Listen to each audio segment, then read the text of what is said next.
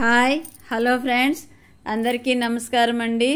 ముందుగా నా ఛానల్ మీకు నచ్చినట్లయితే తప్పకుండా లైక్, షేర్, సబ్స్క్రైబ్ అండి. ఇదిగోండి, ఈరోజు సాటర్డే కదా, ఇలా చేశానండి పూజ. సింపుల్గా చేస్తానండి, నేను ఎక్కువ బర్డెన్ పెట్టుకోను. వంగి చేయడం అంటే నాకు ఇబ్బంది, అందుకని అలా చేశానండి. హ్యాపీ సాటర్డే అండి అందరికీ కూడా. ఇదిగోండి, ఈరోజు 5:45 పైన 6 లోపల మిద్దె పైకి వెళ్ళానండి. బాగా మబ్బులు పట్టేసింది. క్లైమేట్ అయితే సూపర్గా ఉందండి. ఇప్పుడిప్పుడే తెల్లవారుతూ ఉన్నట్లుంది. మబ్బులు అయితే 6కే బాగా వెలుతురు వచ్చేస్తుంది కదా, ఎండ కూడా వచ్చేసేది. కానీ ఈరోజు మబ్బులు పట్టేసి ఇలా ఉందండి వెదరు. మబ్బులు చూడండి, కారు మబ్బులు. వర్షం అయితే పడట్లేదు, కానీ సన్న చిలకరించినట్లు సన్న జల్లండి. ఫ్లోర్ కూడా తడవట్లేదు. ఇదిగోండి, ఇలా ఉంది వెదర్. అయితే చాలా బాగుందండి. నాకైతే ఉదయాన్నే ఇప్పుడు మీకోసం వీడియో తీయడానికని ఎంత పనున్నా సరే టైం తీసుకొని పైకి వెళ్తున్నాను. అలాగే ఒక 5 నిమిషాలు 10 నిమిషాలు అలా ఉండేసి వస్తున్నానండి. మళ్ళా కొంచెం పని అంతా అయిపోయిన తర్వాత మళ్ళీ వెళ్తున్నాను. మెగిట్లో ఎక్కడం దిగడం కొంచెం స్ట్రెయిన్ అనిపించినా కానీ క్లైమేట్ అయితే సూపర్గా ఉందండి. ఎండలు తగ్గి మబ్బులు వేసుకొని అప్పుడప్పుడు వర్షం పడుతూ చల్లగా పచ్చగా చెట్లు గ్రీనరీగా కనిపిస్తున్నాయండి. చాలా బాగుంది వాతావరణం. అయితే ఎంజాయ్ చేసేవాళ్ళు బాగా ఎంజాయ్ చేయొచ్చండి. అయితే కొన్ని దగ్గరలో మన లైవ్లో వస్తున్నారు కదా పిల్లలు, చాలామంది బాగా వర్షాలు పడుతున్నాయి అని చెప్తున్నారు. వాళ్ళు ఉండే సైడు. ఇదిగోండి, ఇక్కడ నల్లగా ఒక పైప్ కనిపిస్తుంది కదా, అది ఫ్యాక్టరీస్ అండి. అటు పక్కంతా ఫ్యాక్టరీస్ ఉంటాయి. అంటే అట్టల ఫ్యాక్టరీలు, పపాయ ఇవి చేస్తారు కదా, చిన్న చిన్న చిప్స్ లాగా చేసి ఇస్తారు కదా, ఆ ఫ్యాక్టరీలు అన్నీ ఉంటాయండి. ఇక్కడ చూడండి, మన అదేంటి లెమన్ ప్లాంట్ చూడండి ఎలా ఉందో. చిన్న చిన్న కాయలు ఎన్ని వచ్చేస్తున్నాయో చూడండి. మా వాళ్ళు వర్షం పడుతుంది, నీళ్లు పట్టద్దు అనేసరి చరిచి నన్ను 2 రోజులు నీళ్లు పట్టనీయకుండా చేశారండి. మొక్కలైతే చూడండి అన్నీ వాడిపోయినాయండి ఈరోజు ఉదయాన్నే. అందుకని 2-3 సార్లు ఎక్కి దిగానండి, పైకి కిందకి ఎక్కి దిగి. బాగా స్ట్రెయిన్ అయిపోయినానండి. బ్యాక్ పెయిన్ ఎక్కువ వచ్చేసింది. పడుకునేసాను లైవ్ కంటే ముందు. అంటే మార్నింగ్ 10:30 to 11:30 లైవ్ చేస్తాను కదా, కొంచెం సుస్తుగా అండి. 1 గంట సేపు పడుకునేసానండి. అలాగైపోతుంది. మెట్లు ఎక్కి దిగడం కొంచెం స్ట్రెయిన్ అవుతుంది. డాక్టర్స్ చెప్పినట్టు మనం వినాం కదండి, మన పనులు మనవే. మొక్కలు ఉండేవాళ్ళు ఎంతమంది మొక్కలు అంటే ఇష్టం అండి, గార్డెన్ అంటే ఎంతమందికి ఇష్టము. నాకైతే చాలా చాలా ఇష్టం అండి గార్డెన్ అంటే. ఎందుకంటారా, నాకు నేను వ్యాపకం పెట్టుకుంటాను. చిన్నప్పటి నుంచి మొక్కలంటే ఇష్టం. కానీ అయితే ఇప్పుడు వ్యాపకం ఉండాలి. ఎన్నో విషయాలు, ఎన్నో జరిగిపోయిన సంఘటనలు మనసును బాధ పెడుతూ ఉంటాయండి ఖాళీగా ఉన్నప్పుడు.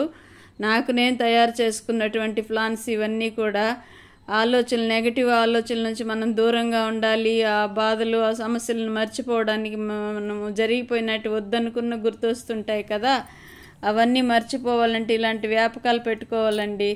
నేనైతే ఓపిక ఉన్నంత వరకు ఏదో ఒకటి చేస్తూనే ఉంటానండి. ఈ 2 రోజులు నీళ్లు పట్టనీయకుండా చేశారని ఇంట్లో వాళ్ళని అరిచాను బాగా. మొక్కలైతే పారిజాతం మొక్క ఒకటైతే అలాగా వాడిపోయిందండి. ఊరికే నేను పిల్లాడిని అరిశాను. నేను ఊరికే ఆకలితో ఉండే వాళ్ళకి దోశలు 2-3 తినే వాళ్ళకి దోశ పెడితే ఎలా అవుతుందిరా, సగం కడుపు పెడితే ఎలా అవుతుంది. అంతే వర్షం పడితే కూడా. వర్షం బాగా జోరుగా కురిస్తే మొక్కలకు నీళ్ళు అవసరం లేదండి. అలా తొలకరి జల్లులాగా ఫ్లోర్ తడిచే మాత్రం కూడా పడట్లేదు 2 రోజుల నుంచి. మొక్కలకి నీళ్ళు పట్టకపోతే ఎలా? మా ఇంట్లో వాళ్ళు ఏమంటే నీళ్ళు పడుతున్నాయి కదా, వర్షం పడుతోంది కదా అంటారు. చూపిస్తాను ఆగండి. ఒక మొక్కని ఎలా వాడిపోయిందో. లాస్ట్ మొక్క మట్టి కొద్దిగానే ఉందా, తడి కొద్దిగా పీల్చుకుంటుంది, అవి వాడిపోయినాయండి. ఈ పుదీనా చూడండి, వర్షానికి కొంచెం బాగా వస్తోంది. ఈ తొట్లు అప్పుడప్పుడు అటు ఇటు మారుస్తూ ఉంటానండి. నేను గమ్ముగా ఉండను కదా, ఏదో ఒకటి పని కల్పించుకొని చేస్తూ ఉంటాను. మట్టి చూసారు ఎంత గట్టిగా ఉంది, మీకు కనిపిస్తోంది కదా నీళ్ళు పీల్చుకుందా లేదా అని. అలాంటి చెట్లకు నీళ్లు పట్టద్దంటారండి మా వాళ్ళు. నీళ్ళు కష్టమే రేణిగుంటలో, కానీ మొక్కలు పెట్టుకున్నాక నీళ్ళు పట్టకపోతే. అదిగోండి చూసారా మొక్కలు, నిన్న కొద్దిగా పోసాను బకెట్లో నిల్వ ఉన్న నీళ్ళు, దీనికి పోయలేదండి. చూడండి, దీని పరిస్థితి చూడండి ఎలా ఉందో. బాధ వేస్తుంది. పచ్చగా కొమ్మలు ఊగుతూ ఉండేది గాలికి. అలాగా కనిపిస్తుంటే ఎలా కనిపిస్తుందండి. బిడ్డకి ఏదో నీరసం వచ్చినట్టు, జబ్బును పడినట్టు తల్లికి ఎంత బాధ కలుగుతుందో అలా బాధ వేసేస్తుందండి నాకు మొక్కలు కానీ వాడిపోయినాయంటే. ఈరోజు మధ్యాహ్నం అంటే 12:30కి అలా చేస్తున్నానండి వంట. పప్పు అండి, ఆకుకూర పప్పు. చెప్పాను కదా లైవ్లో, మన తోటలో ఆకుకూర అండి ఇది. నిన్నంతా క్లీన్ చేశాను కదా, ఉన్న ఆకుకూర కొంచెం కట్ చేసి తీసుకొచ్చాను. ఆకుకూర, పప్పు, పచ్చిమిర్చి, టమోటాలు 2 వేసానండి. మీడియం సైజు చిన్నవి 2, పెద్దది 1 వేసాను. కొద్దిగానేనండి పప్పు చేస్తున్నాను.